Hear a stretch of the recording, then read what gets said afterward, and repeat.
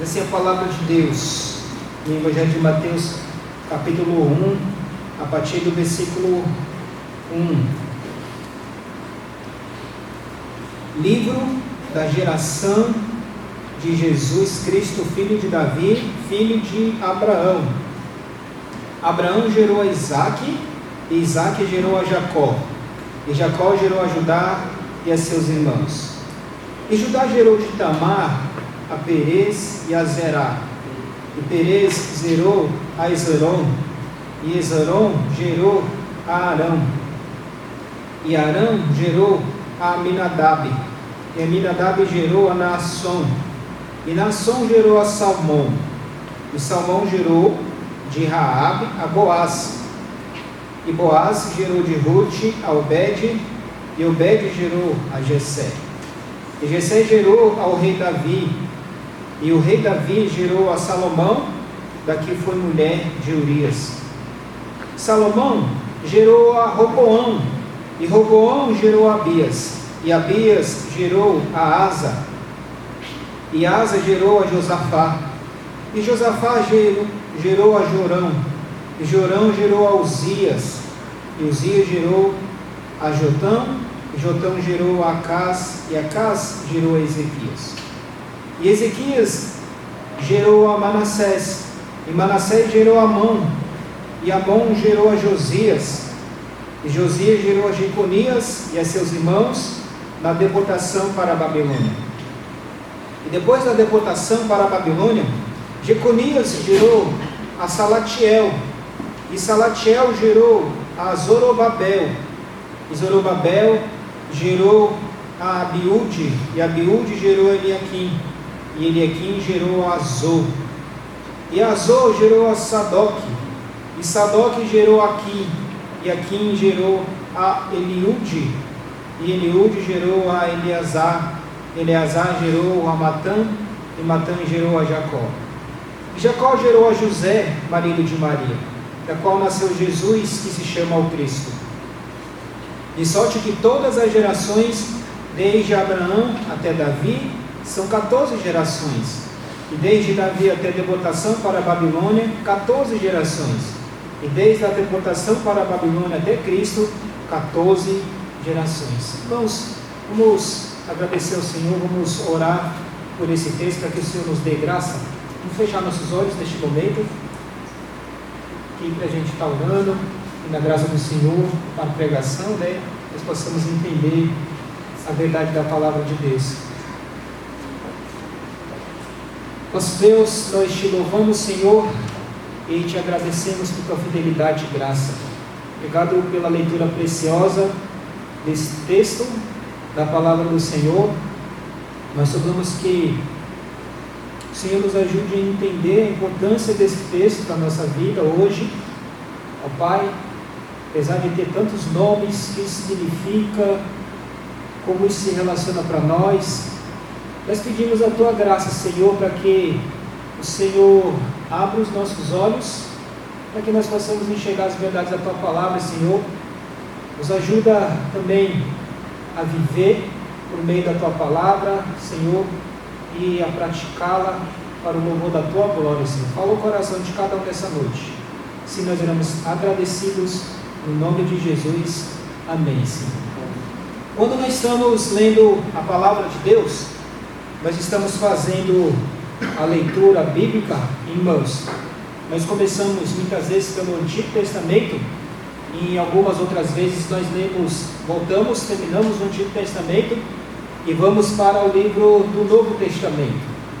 No Antigo Testamento, quando nós chegamos geralmente no livro de Levítico, ou geralmente no livro de 1ª e 2ª Crônicas, às vezes a leitura se torna um pouco pesada e difícil, E algumas pessoas acabam desistindo porque o texto de Crônicas tem muitas genealogias, O nome de muitas pessoas, de muitas gentes. E muitas vezes nós não conseguimos entender que sentido que faz aquela genealogia, aquele nome para a nossa própria vida, qual a importância disso para a gente nos dias de hoje.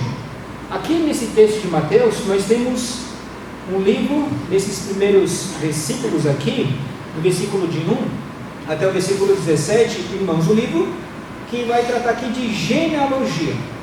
O objetivo principal do capítulo 1 e 2 aqui de Mateus é estabelecer a realeza de Jesus ao trono, tá certo? Que era prometido ao descendente de Davi.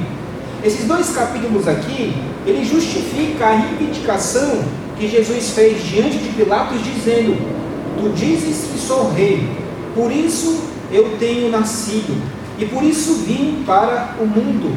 João capítulo 18, versículo 37. Com este propósito de revelar o Senhor Jesus Cristo como Messias e o Rei dos Judeus, Mateus ele começa o seu evangelho mostrando a linhagem de Jesus, da linhagem real do povo de Israel. A intenção de Mateus nesse texto, nesses primeiros versículos, é validar a reivindicação de Jesus, mostrando que ele é o descendente legal de Davi ao trono de Davi. Livro da genealogia de Jesus Cristo, filho de Davi, filho de Abraão. Assim começa o primeiro versículo do livro do Evangelho de Mateus. Quando Mateus fala sobre livro, isso também pode se referir a um registro, ou seja, Mateus ele está nos dando um registro da genealogia de Jesus Cristo. Jesus Cristo era um ungido, o Messias, a quem os judeus esperavam por muito tempo para vir como rei e libertador para o próprio povo de Israel. A intenção de Mateus, aqui nesses poucos versículos, não é falar de cada pessoa na lista, na linhagem messiânica, na linhagem real do Senhor Jesus Cristo, mas é mostrar que todas essas pessoas, elas apontam para a realeza do Senhor Jesus Cristo. Mateus ele tem essa intenção de demonstrar isso através da sua genealogia. Mas Mateus também ele tem uma outra intenção grande nesse capítulo aqui, irmãos, da genealogia do Senhor Jesus Cristo. A partir da genealogia do nosso Senhor Jesus Cristo, nós aprendemos mais, não somente da linhagem de Jesus, mas nós também vemos lições importantes da graça de Deus, da graça do Senhor. Jesus, ele foi enviado por um Deus de graça para ser um rei da graça. Jesus, ele foi enviado por um rei que é um rei, nosso próprio Deus, irmãos, um Deus de graça, para que ele possa reinar como um rei da graça. Podemos aprender desse texto de Mateus que as pessoas que Deus escolheu para fazer parte do seu povo revelam a maravilhosa graça de Deus. Aquelas pessoas que Deus escolheu para fazer parte do povo de Deus vai demonstrar a graça do Senhor, a graça de Deus, a graça do grande rei, que é o nosso Deus, e do servo que ele enviou para ser rei. Mostra a graça do Senhor de 4 formas aqui nessa genealogia.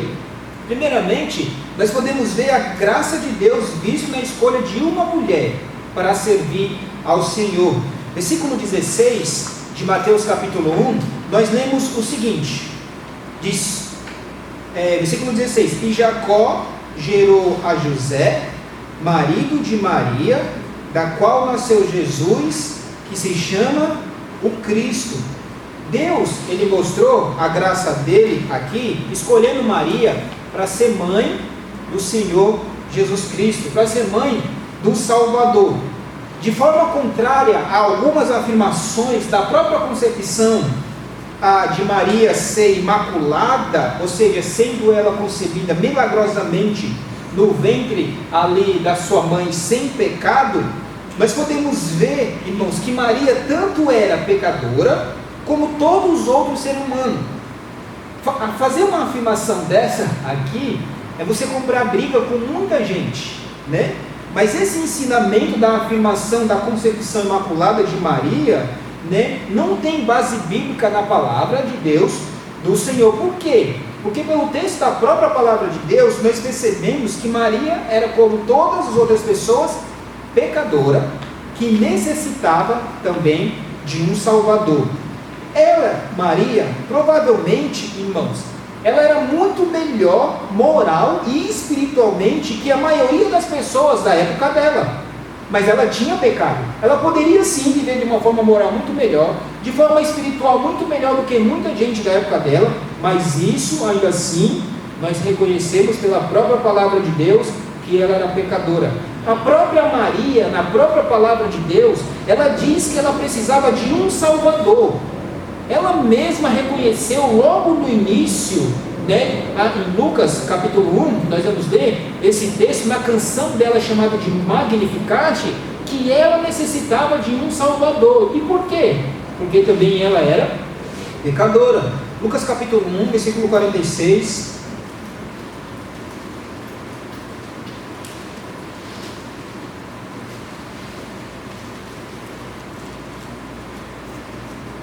Lucas capítulo 1, 46.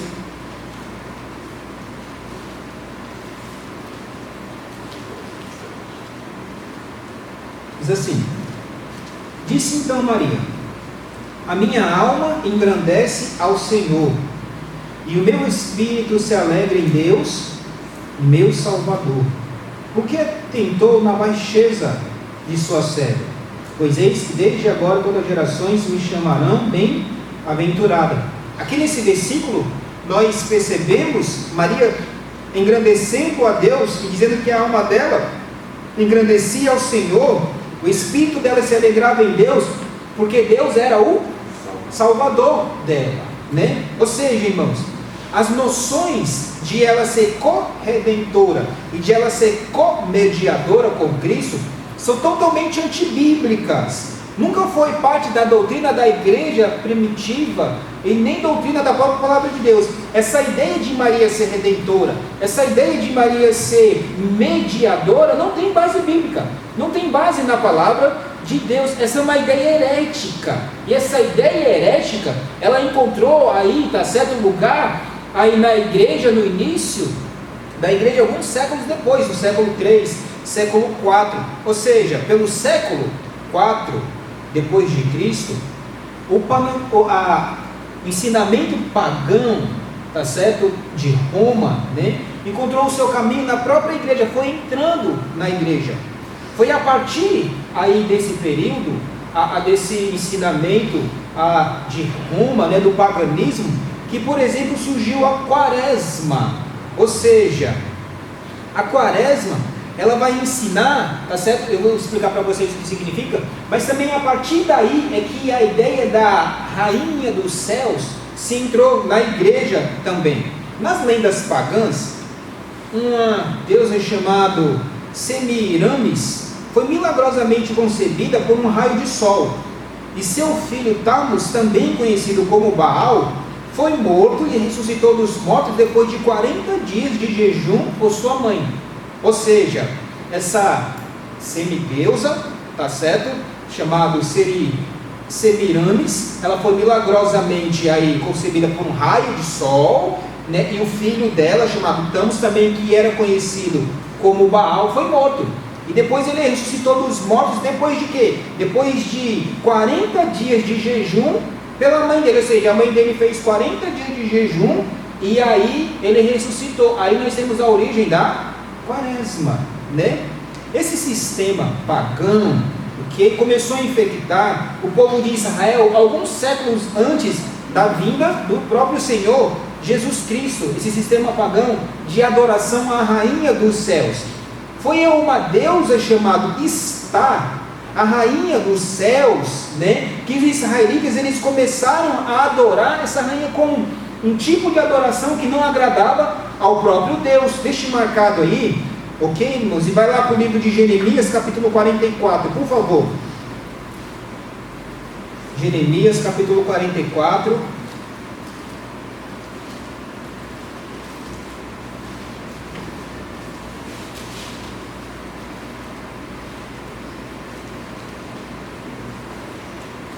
Versículo 17 a 19.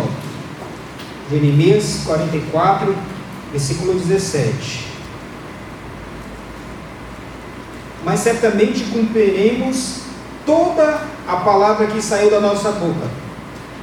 Queimamos incenso à rainha dos céus e oferecemos libações, como nós e nossos pais, nossos reis e nossos príncipes temos feito, na cidade de Judá e nas ruas de Jerusalém, e então tínhamos fartura de pão e andávamos alegres, e não víamos mal algum.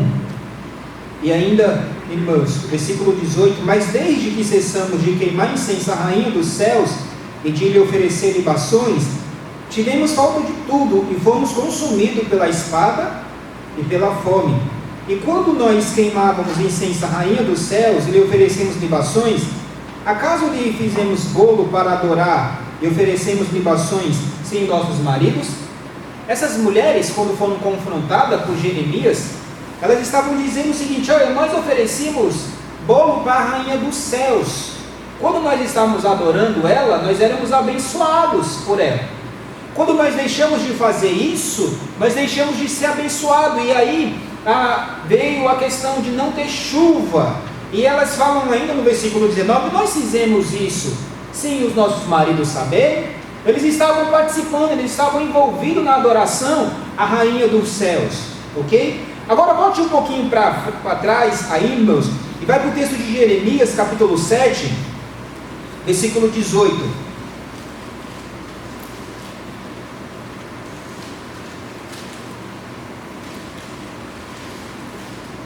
Jeremias, capítulo 7, versículo 18.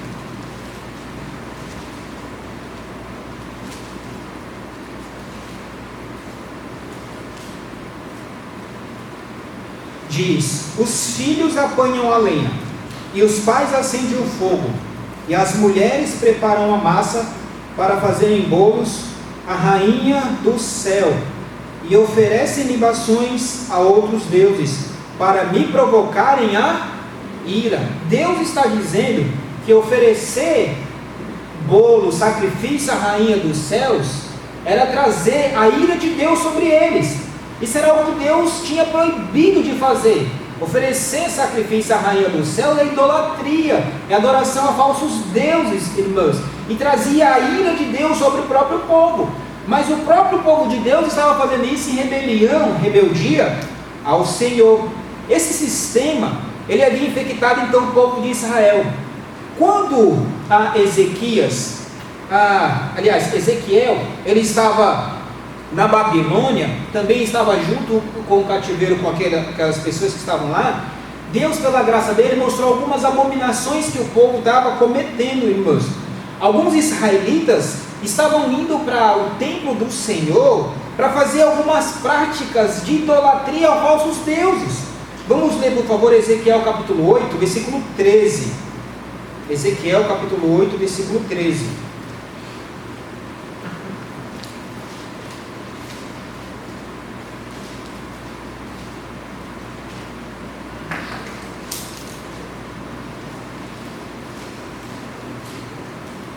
Diz assim: e disse-me ainda: tornarás a ver maiores abominações que estes fazem. E levou-me à entrada da porta da casa do Senhor, que está do lado norte, e eis que estavam ali mulheres assentadas chorando a Tamos. Vocês percebem aí que essas mulheres estavam lá assentadas à porta da casa do Senhor, e elas estavam chorando a quem? A Tamos, que era também uma falsa divindade conhecida como Baal, como eu falei agora há pouco para vocês, irmãos. Então aqui, nesses versículos, nós vemos a origem do culto mãe e filha, que era algo completamente proibido pelo próprio Deus, que é uma prática muito comum nos nossos dias. Então, quando nós chegamos para o texto de Mateus, volte para lá, irmãos. Aliás, vai para Lucas capítulo 1, depois nós retornamos para Mateus. Quando nós lemos no texto da palavra de Deus, ok? Principalmente em Lucas capítulo 1, no versículo 28, nós percebemos algumas coisas importantes. Nós percebemos que Maria, ela recebeu graça do Senhor, e ela não estendeu graça ao próprio Deus. Lucas capítulo 1, versículo 28, diz o seguinte: e vindo o anjo até ela, disse: salve, agraciada, o Senhor é contigo, bendita és tu entre as mulheres. O anjo chega aqui para Maria, mãe do Senhor Jesus Cristo, e diz que ela era muito agraciada.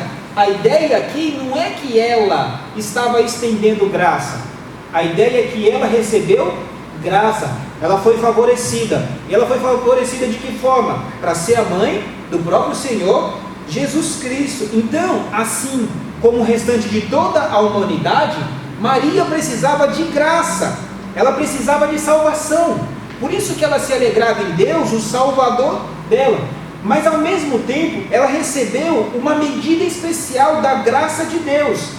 E ela recebeu essa medida especial da graça de Deus porque ela foi escolhida para ser a mãe do Senhor Jesus Cristo. Mas ela nunca foi a fonte de graça. Então nós podemos ver a graça de Deus estendida a uma mulher aqui, irmãos, porque a graça de Deus escolheu uma mulher pecadora para ter o privilégio de dar a luz ao Messias. É muita bondade, é muita graça estendida a uma pessoa pecadora para dar a luz ao próprio Senhor Jesus Cristo. Essa é a primeira manifestação de graça de Deus que nós vemos no versículo que nós lemos de Mateus capítulo 1, versículo 16. A graça de Deus, ela se manifesta em escolher uma mulher pecadora para ter o privilégio de dar a luz ao Messias, ao Filho de Deus. Ao mesmo tempo, irmãos, nós podemos também aprender que a graça de Deus, ela é vista por Jesus ser descendente de dois homens pecadores. Não somente na escolha de uma mulher, para ser uma mulher pecadora, para ser a mãe do Senhor Jesus Cristo, mas também por Jesus Cristo ser descendente de dois homens pecadores. Mateus capítulo 1, versículo 1, diz o seguinte: livro da genealogia, livro da geração de Jesus Cristo, filho de Davi, filho de Abraão. Tanto Davi quanto Abraão, eles eram pecadores, mas pela graça de Deus, eles foram os ancestrais do Messias, o Senhor Jesus Cristo. Primeiramente Davi, ele pecou terrivelmente em cometer pecado com Batseba, e depois ele agravou o seu pecado, irmãos, não somente por ter cometido esse pecado com Batseba, ele agravou o pecado dele por matar o marido dela, Urias, que era marido dela. Urias foi morto ali. Para que Davi fez isso? Para que ele mesmo pudesse casar com Batseba. Você lembra dessa história? Vamos ler 2 Samuel capítulo 12, versículo 9.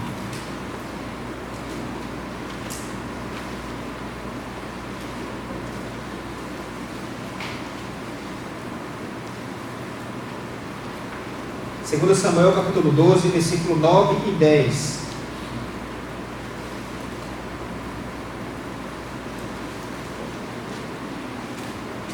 Por que, pois, desprezaste a palavra do Senhor, fazendo o mal diante dos seus olhos? A Urias, o heteu, feriste a espada, e a sua mulher tomaste por tua mulher, e a ele mataste com a espada dos filhos de Amon. Agora, pois, não se apartará a espada jamais da tua casa, porquanto desprezastes e tomaste a mulher de Urias, o heteu, para ser tua mulher. Nós vemos então esse grande pecado de Davi. Davi também, irmãos, ele foi um exemplo de um pai pobre, um pai que não conseguiu disciplinar os seus filhos, um dos quais, Absalão, tentou usurpar o trono e até matar o próprio pai. O próprio filho fez uma rebelião contra o próprio pai, porque por causa do próprio coração dele, mas porque Davi deixou de ser um pai ali, tá certo? Que conseguisse naquele momento fazer com que o filho dele não fizesse isso. Nós lemos isso em 2 Samuel capítulo 15, versículo 11. Você já está aí? Abra lá, por favor. 2 Samuel capítulo 15, versículo 11 e 12. E de Jerusalém foram com Absalão 200 homens convidados. Porém ia na sua simplicidade, porque nada sabiam daquele negócio.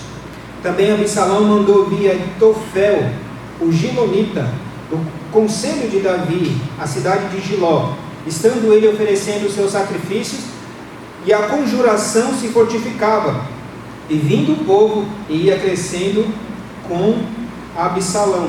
Então você percebe aqui, irmãos, que o próprio Absalão resolveu perseguir o pai dele, Davi, né? Um outro pessoa que nós vemos lá da linhagem lá de Jesus Cristo, no versículo 1, quem é? Abraão, né? Abraão, ele foi um grande exemplo de homem de fé, mas 2 vezes ele mentiu. Ele mentiu sobre a família dele, ele mentiu sobre a esposa dele, Sara, porque ele teve medo pela própria vida dele e pela falta de confiança em Deus. Ele disse a 2 reis pagãos diferentes que Sara era sua irmã. De fato, ela era irmã dele, né, meia irmã, mas nós percebemos a questão da falta de confiança dele ali, né, e a mentira dele, tá certo? Meia mentira, meia verdade é uma mentira inteira, tá certo? Vamos ler Gênesis 12, versículo 11. Gênesis 12, versículo 11.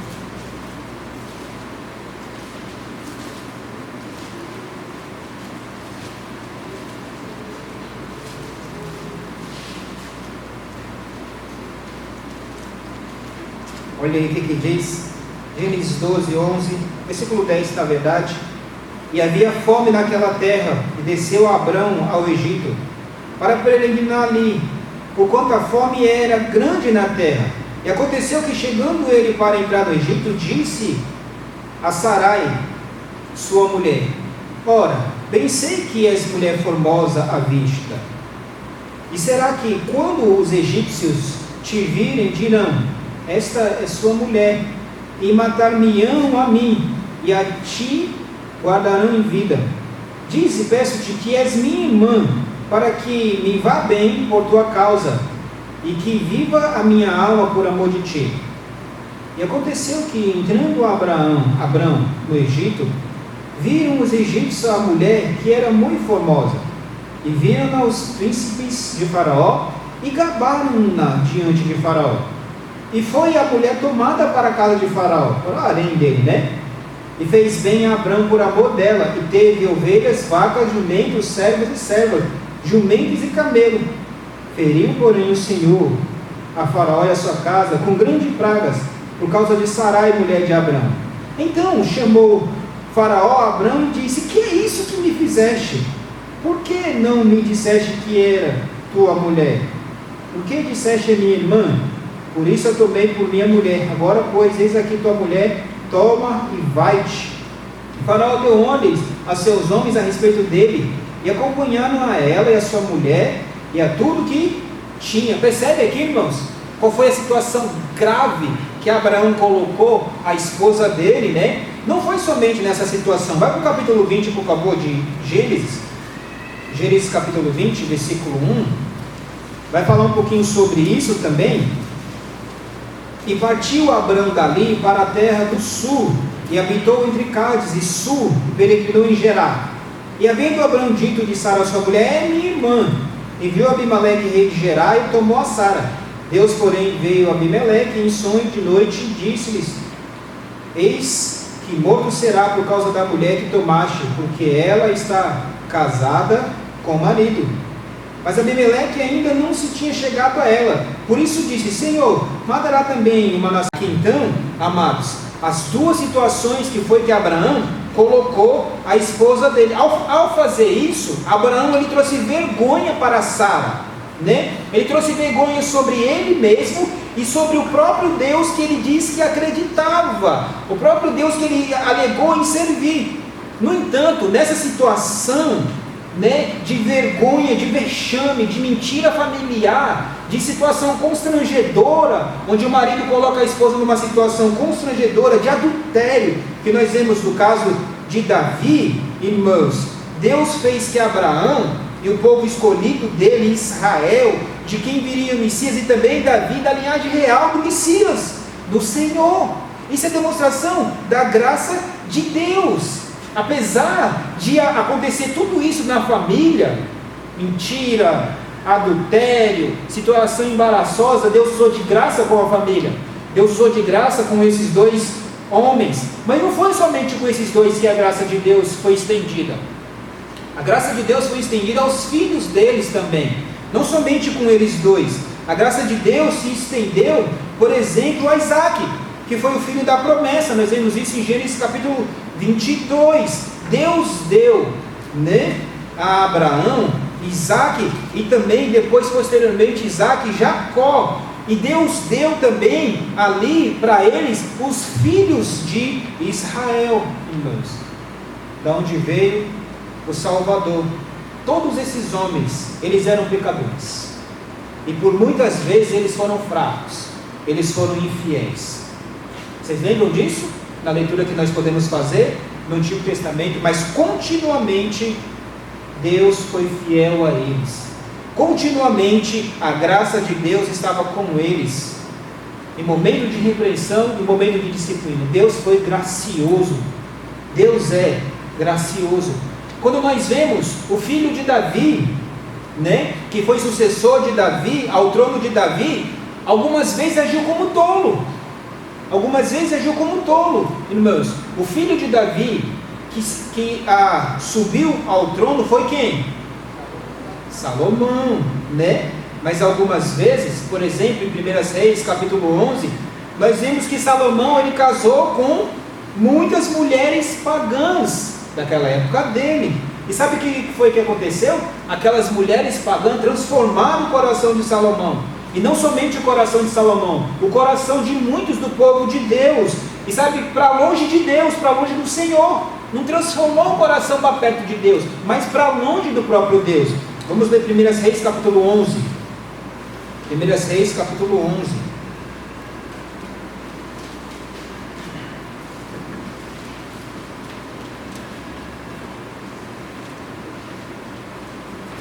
Versículo 1. 1 Reis capítulo 11, versículo 1. E o rei Salomão amou muitas mulheres estrangeiras, além das filhas de Faraó, moabitas, amonitas, edomitas, sidonas e eteias, das nações de que o Senhor tinha falado aos filhos de Israel. Não chegarei a elas, e elas não chegarão a vós. De outra maneira, seguramente perverterão o vosso coração para seguir os seus deuses. A essas se uniu Salomão com amor. Ele tinha 700 mulheres, princesas e 300 concubinas, e suas mulheres lhe perverteram o coração.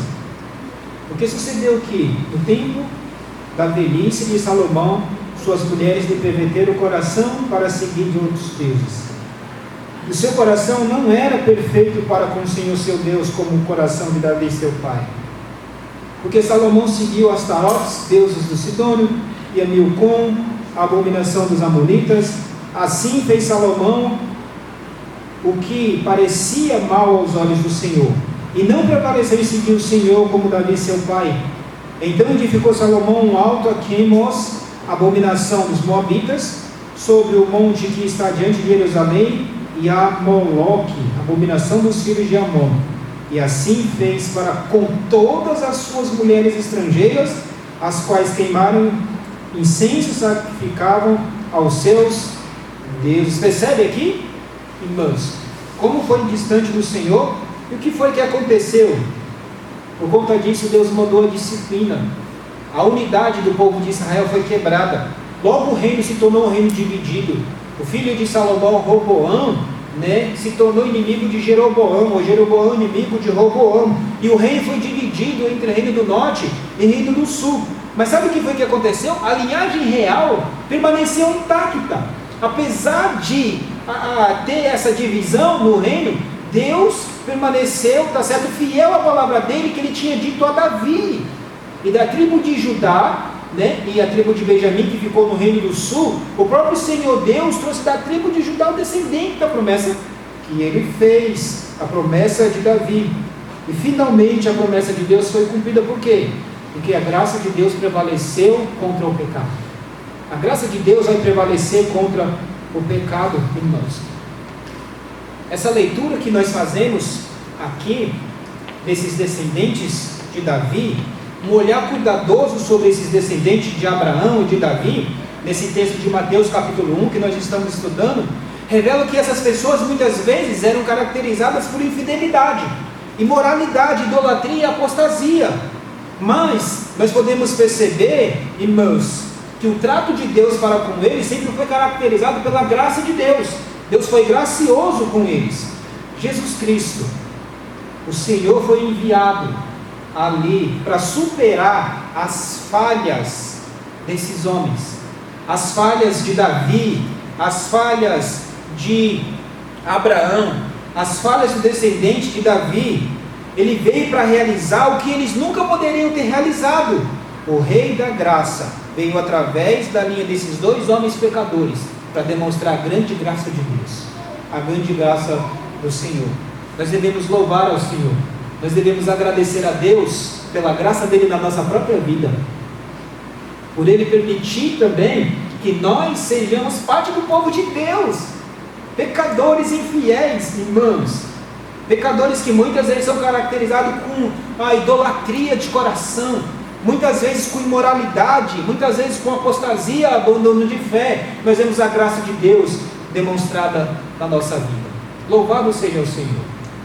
Deus receba toda a honra e toda a glória, porque a graça de Deus foi manifestada na escolha de dois homens pecadores para vir a linhagem do Salvador. Mas ao mesmo tempo, a graça de Deus é vista também na história do povo de Israel, não somente na escolha desses dois homens, mas na história do próprio povo de Israel. Mateus capítulo 1, versículo 17 diz o seguinte: de sorte que todas as gerações, desde Abraão até Davi, são 14 gerações, e desde Davi até a deportação para a Babilônia, 14 gerações, e desde a deportação para a Babilônia até Cristo, 14 gerações.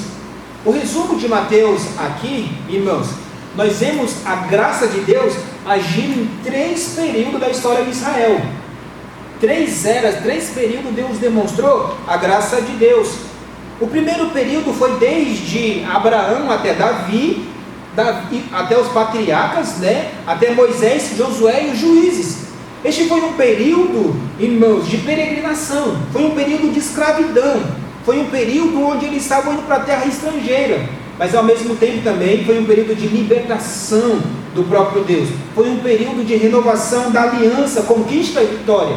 Deus, pela graça dele, agiu, como nós percebemos aí, nessas gerações, de sorte que todas as gerações, desde Abraão até Davi, são 14.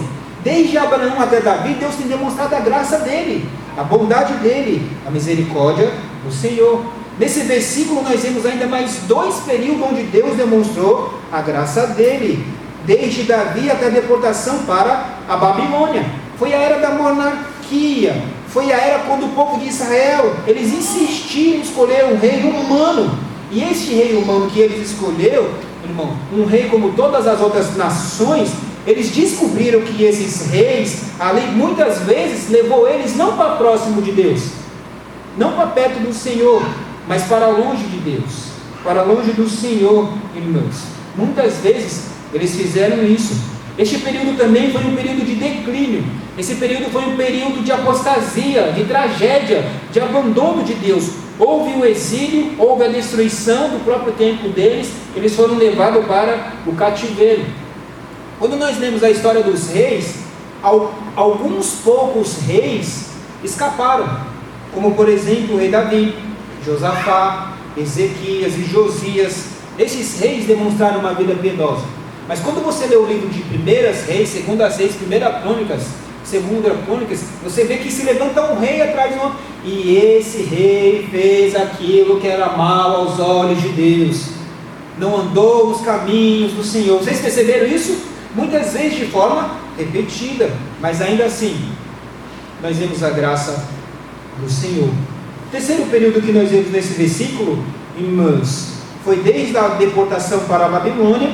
Se passaram 14 gerações, e desde a deportação da Babilônia até para o Senhor Jesus Cristo. Esse período foi um período de frustração, cativeiro.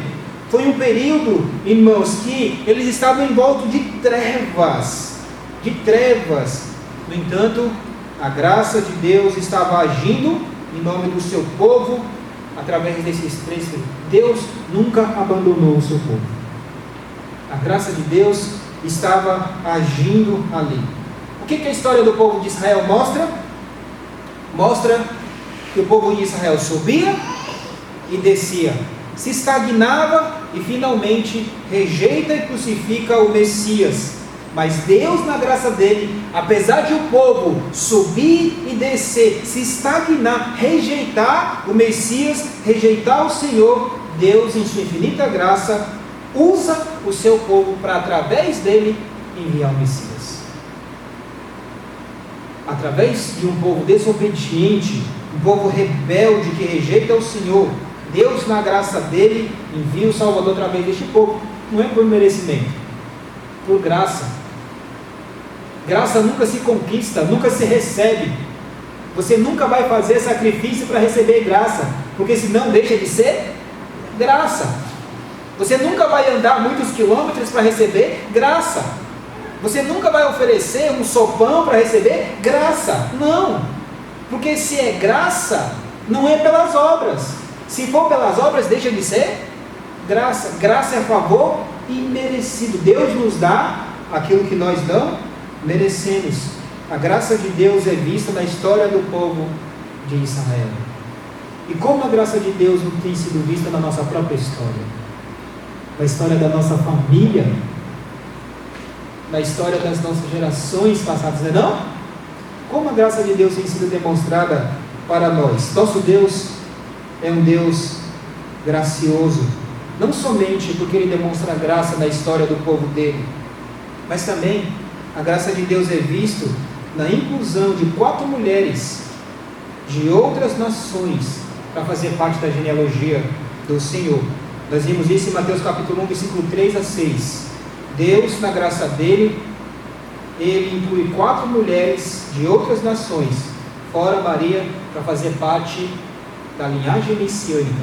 Nós lemos então, Mateus capítulo 1, versículo 3, e Judá gerou de Tamar Perez, e a Zerá, e Perez gerou a Esrom, e Esrom gerou a Arão, e Arão gerou a Aminadab, e Aminadab gerou a Nasson, e Nasson gerou a Salmão, e Salmão gerou de Raabe a Boaz, e Boaz gerou de Ruth a Obed, e Obed gerou a Jessé, e Jessé gerou ao rei Davi, e o rei Davi gerou a Salomão, da quem foi mulher de Urias. A genealogia de Mateus, ela nos mostra também a obra da graça de Deus na escolha dessas mulheres aqui, né? Mulheres que, essas mulheres, elas são uma ilustração da graça de Deus, irmãos. Por isso elas são inclusas aqui na genealogia do Senhor. A primeira mulher que nós vemos aqui está no versículo 3. Quem é? Quem? Eu não ouvi. Tamar. A primeira mulher que nós vemos aqui é Tamar. E Judá gerou Judá gerou de Tamar a Perez. Muito bem, a primeira mulher que nós vemos aqui é, tá certo, Tamar. Onde nós vemos a história de Tamar? Em Gênesis. Gênesis o quê? 37. Gênesis 37, 38, 39 mesmo? Gênesis 38, vamos para lá. Gênesis capítulo 38.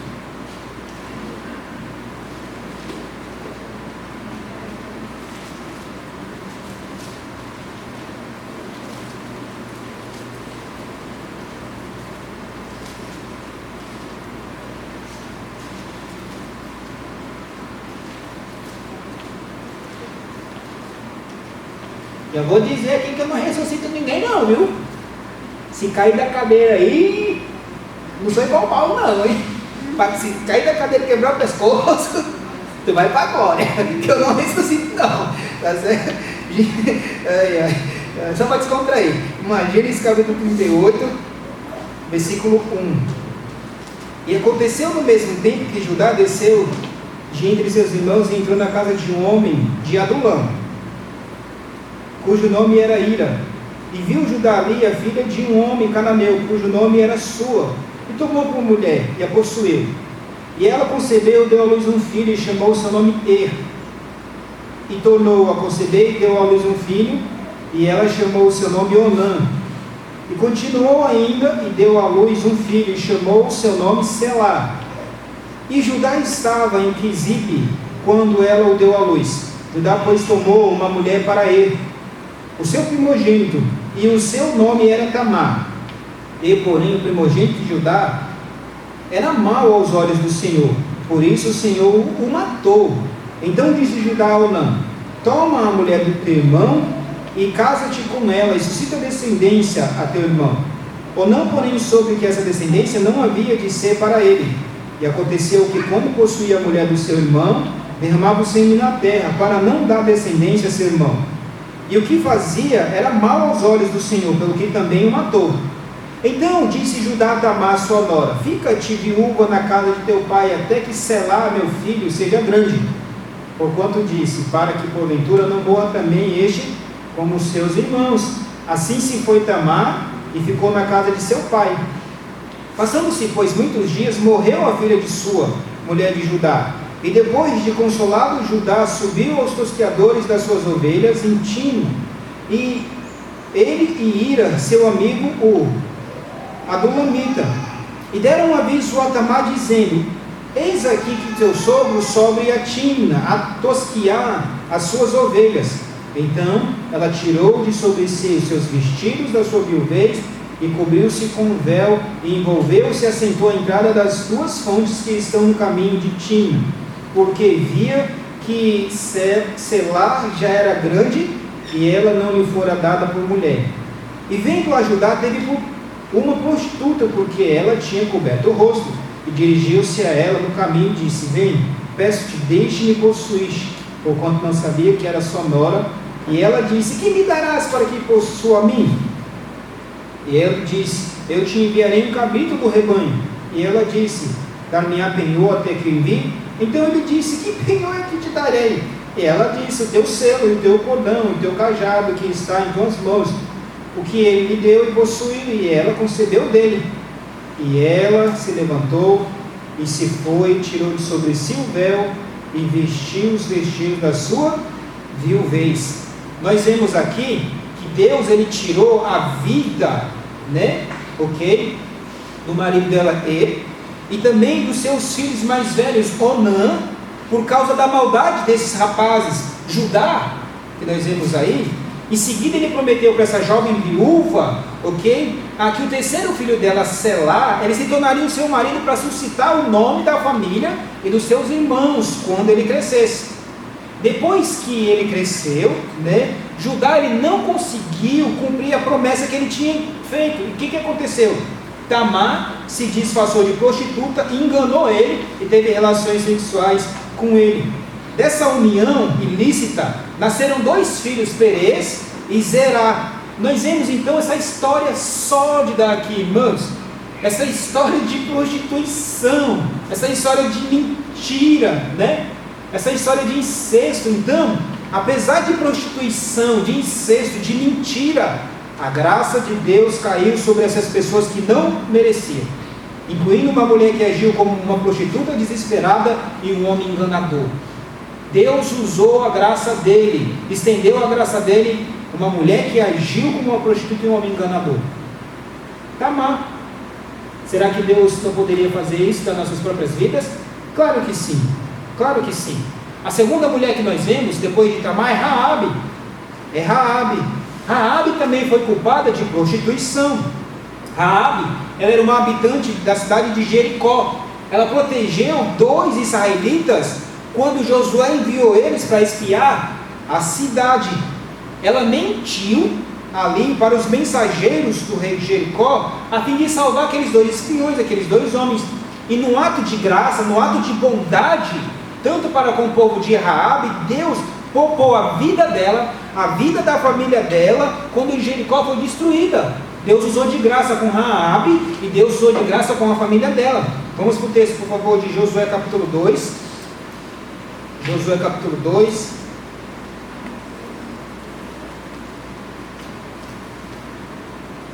Vamos para o capítulo 5. Capítulo 6.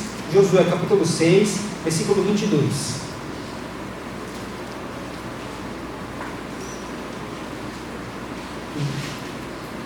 Josué 6, 22. Josué, porém, disse aos 2 homens que tinham espiado a terra: entrai na casa da mulher prostituta e tirai de lá a mulher com tudo quanto tiver, como lhe tendes jurado.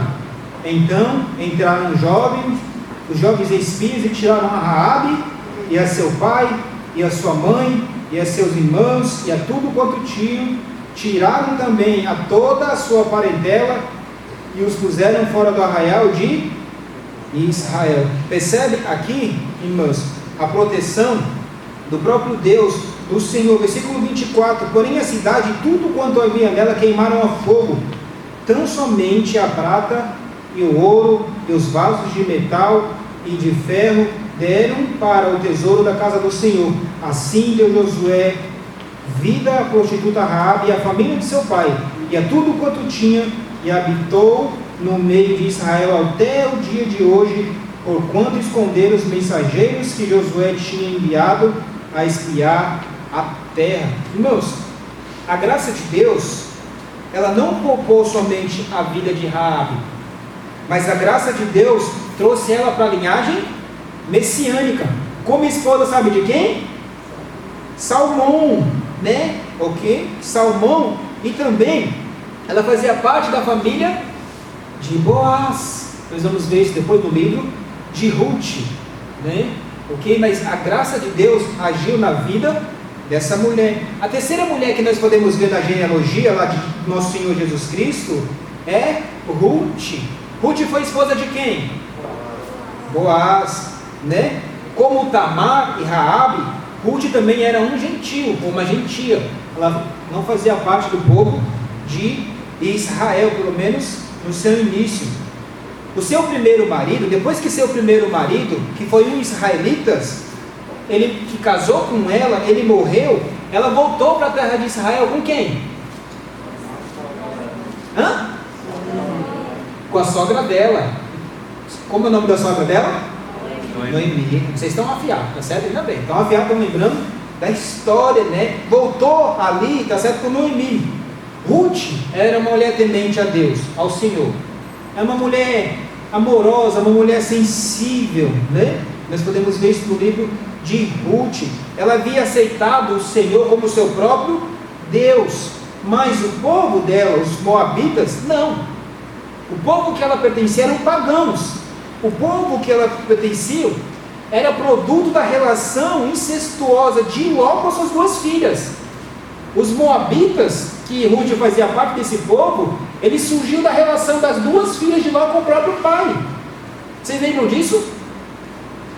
Está registrado lá no texto de Gênesis, a fim de preservar a família, né? Porque Deus tinha destruído lá a cidade de Sodoma e Gomorra e eles foram lá para uma outra localização. As duas filhas ali fez o pai ficar bêbado e bebedou ele com vinho, né? Sem ele saber, e depois teve relações sexuais com elas. Elas teve relações sexuais com ele. Nós podemos ver isso na palavra de Deus, na palavra do Senhor, registrada no texto de Gênesis. O filho produzido por essa união de Ló com suas filhas mais velhas foi Moabe, pai de um povo que se tornou inimigo implacável do povo de Israel. Houve guerra entre Israel e os moabitas. Você pode ver, Números capítulo 23, Números 24, 25 vai falar muito disso, né? Dessa guerra que aconteceu. Malom, um homem israelita, ele se casou com Ruth. Mas perceba que Malom se casar com Ruth era violação da palavra de Deus, era violação da lei do Senhor. Ele era um israelita que não poderia casar com um estrangeiro, uma pessoa que não fazia parte do povo de Deus. Vamos ler Deuteronômio capítulo 7.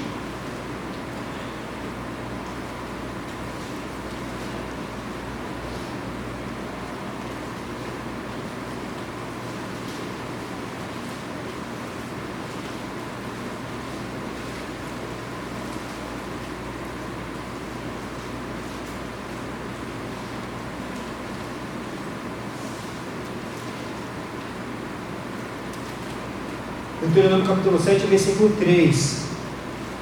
Versículo 2 e 3. E o Senhor teu Deus a tiver dado diante de ti para ferir, totalmente a destruirá. Não fará com elas aliança, nem terás piedade dela, nem se aparentará com elas. Não dará tuas filhas aos seus filhos, e não tomará suas filhas para os seus filhos. Quando eles entrassem na terra, eles não deveriam se aparentar com aquelas pessoas da terra, tinha que ser com o próprio povo de Deus. Vamos para Deuteronômio capítulo 23.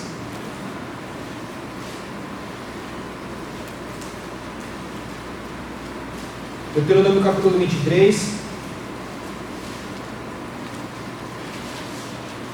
versículo 3. Olha aí: nenhum amonita nem moabita entrará na congregação do Senhor, nem ainda sua 10ª geração entrará na congregação do Senhor eternamente, com aliança. Então, irmãos, quando nós vemos Malom, que era israelita, se casou com Ruth, ele fez em desobediência à palavra de Deus. Sabe o que algumas pessoas acham? Vocês lembram que Malom e Quilião, eles morreram, né? Quando eles saíram lá, Deus enviou fome para a terra, está registrado no texto de Ruth, também de Juízo, nós podemos ver isso. Deus mandou fome para a terra, eles saíram da cidade deles, e eles foram para uma outra terra, achando que lá eles iam escapar. Mas o que foi que aconteceu? Quando eles chegaram lá, Deus matou, Deus tirou a vida desses 2 homens, inclusive do marido de Ruth. E algumas pessoas, alguns escritores acham que a morte dele, a morte precoce dele e do irmão dele, foi um juízo de Deus por causa da desobediência de ter se casado com um descrente, incrédulos, né? Nós não sabemos se isso é verdade, mas nós vemos a punição e a disciplina do próprio Deus. Mas embora ela, uma mulher moabita e uma ex-pagã, sem direito a se casar com um israelita, a graça de Deus não somente trouxe Ruth à família de Israel, mas também mais tarde, através de Boaz, a linhagem real. A linhagem real, ela se tornou aí a avó de Israel e do grande rei Davi. Vai para o texto de Ruth, capítulo 4.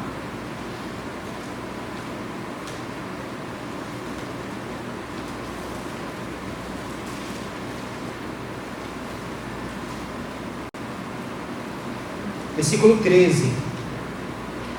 Assim tomou Boaz a Ruth, e ela lhe foi por mulher, e ela a possuiu, e o Senhor lhe fez conceber, e deu à luz um filho. Então as mulheres disseram a Noemi: bendito seja o Senhor, que não deixou hoje de te dar remidor, e seja o seu nome afamado em Israel. Ele te será por restaurador da alma, e nutrirá tua velhice, pois tua nora que te ama o deu à luz, e ela te é melhor do que 7 filhos. E Noemi tomou o filho e o pôs no seu colo, e foi a sua ama. E as vizinhas lhe deram um nome, dizendo: a Noemi nasceu um filho, e deram-lhe o nome de Obed. E este é o pai de Jessé, pai de Davi. Estas são, pois, as gerações de Perez. Perez gerou Esrom, e Esrom gerou Arão, e Arão gerou Aminadab. Aminadab gerou a Nasson, e Nasson gerou a Salmão, e Salmão gerou a Boaz, e Boaz gerou a Obed, e Obed gerou a Jessé, e Jessé gerou a... Percebe? A graça de Deus. A gente não dá nada por uma genealogia dessa, né? O nome de pessoas aqui sem importância. Tem importância, irmãos, tem importância. Nós precisamos aprender a gostar de ler as genealogias. Ela tem lições para a nossa própria vida. Então Deus usou de graça com ela, colocando na linhagem do Messias. E a última mulher foi Batseba. Batseba, em Mateus capítulo 1, ela não é identificada pelo nome dela, mas ela é mencionada como, tá certo, esposa de Davi e ex-mulher de Urias. Depois você pode ler aí, né, nos versículos 4, 5 e 6. Como nós já mencionamos, Davi ele cometeu adultério com Batseba. E também Davi enviou seu marido para frente do campo de batalha para ser morto. Em seguida ele tomou ela como sua própria esposa. O filho que foi produzido desse adultério, dessa imoralidade, ele morreu. Deus matou ele na infância. Não foi? Já pensou como seria a situação familiar para Davi, o rei? todo o constrangimento que ia ter naquela situação. Por isso Deus tirou o filho, tanto de Davi quanto de Batseba. Mas, qual foi o outro filho de Batseba a nascer com Davi? Salomão. Salomão. Vai para o texto, por favor, de 2 Samuel, capítulo 12.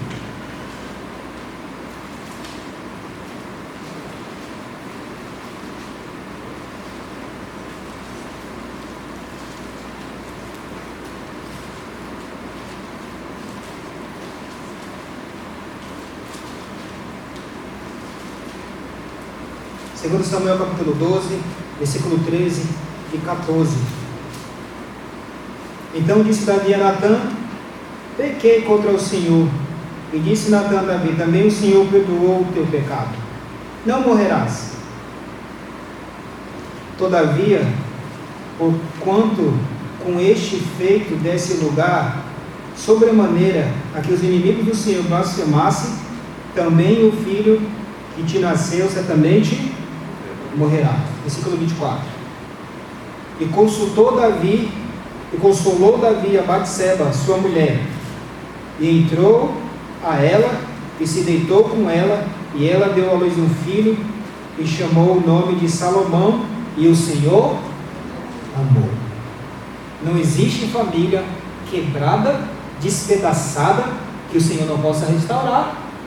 Não existe, irmãos. Não existe pecado que Deus não possa perdoar. Deus é o Deus da graça. Nós vemos aqui que Salomão foi o sucessor do trono, e também ele ia dar continuidade à linhagem messiânica. Pela graça de Deus, Batseba se tornou esposa de Davi, mãe de Salomão, e um antepassado do Messias. A genealogia de Jesus Cristo é mais do que uma lista de nome. É mais do que uma lista de nome. É ainda, irmãos, mais do que a lista dos antepassados humanos do Senhor Jesus Cristo. É um lindo testemunho da graça de Deus. É um lindo testemunho da graça do Senhor Jesus Cristo, que foi reconhecido no Novo Testamento como amigo de pecadores, que não veio chamar justo, mas sim pecadores ao arrependimento. Deus é um Deus gracioso, Deus bom, mas ao mesmo tempo chama pecadores ao arrependimento. Deus te chama ao arrependimento. Deus te chama ao arrependimento, demonstrando que Ele é o Deus de toda graça. Deus de toda graça. Você precisa se arrepender do seu pecado. Você precisa abandonar. Você precisa voltar para o Senhor, porque Ele é o Deus de toda graça. Ele é o Deus de toda graça. Ele chama os pecadores por graça. Ele chama os pecadores por graça, irmãos. O rei apresentado aqui é o grande rei da graça. A graça de Deus escolhe pecadores para ter privilégios inigualáveis. A graça de Deus escolhe pecadores como nós para ter grandes privilégios, irmãos. Nós temos o grande privilégio de fazer parte do povo de Deus, pela graça de Deus, pela graça do Senhor. Apesar dos mais vil pecados, a graça de Deus caiu sobre pessoas que não mereciam. A graça de Deus caiu sobre pessoas que não mereciam. E a graça de Deus hoje cai sobre pessoas que não merecem a graça de Deus. Nenhum de nós que está aqui, começando em mim, merece a graça de Deus. Nenhum de nós. Mas Deus assim ainda é gracioso. Deus ainda assim é bom. Okay? Por isso, irmãos, nós devemos lembrar que onde abundou o pecado, superabundou a graça. Não existe pecado maior do que a graça de Deus. Não existe. Não existe pecado que a graça de Deus não possa alcançar. Só nos resta fazer como Maria. A minha alma engrandece ao Senhor, e meu espírito se alegra em Deus, meu Salvador. Só nos resta nos alegrar em Deus, o nosso Salvador, todos os dias da nossa vida. Todos os dias da nossa vida. Porque as pessoas que Deus escolhe para fazer parte do seu povo, revela a maravilhosa graça de Deus. Toda honra e toda glória a esse Deus da graça. Amém? Nosso Deus, Senhor Deus de graça Nosso Senhor Jesus é um Rei de graça, que escolhe pessoas para fazer parte do teu povo pela graça. Bendito e louvado seja o Senhor, hoje e eternamente, Senhor. Em nome de Jesus, amém. Obrigado, queridos. Vamos ficar de pé. Vamos cantar um último cântico.